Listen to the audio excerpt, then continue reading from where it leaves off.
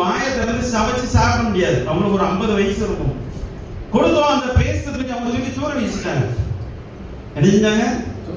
தூர வீசிட்டாங்க.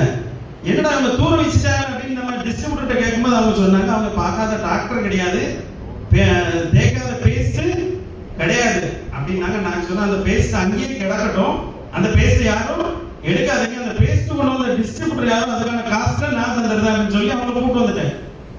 கூட்டு வந்ததுக்கு பிறகு கிட்டத்தட்ட ஒரு 25 நாளைக்கு அப்புறம் அந்த கிராமத்துக்குள்ள ஓடி நான் பைக்ல போக வேண்டிய ஒரு சூழ்நிலை. போயிட்டு போ, அந்த அம்மா எங்களை துரத்துது. என்ன செய்றாங்க? துரத்துறாங்க. அப்ப நான் சொன்ன, மாப்பிள்ள வண்டியை நிப்பாட்டினாத, வண்டியை உங்கள்கிட்ட போயிட்டே இருந்தேன். அது சந்து பந்தங்களோட முன்னால வந்து மறிச்சிருச்சு.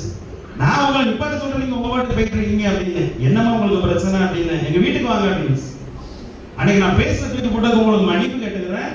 அந்த பேஸ்ட் நான் தேய்ச்சதுனால நான் இன்னைக்கு நல்ல சமைச்சு சாப்பிடுறேன்னு சொல்லி சொன்னாங்க.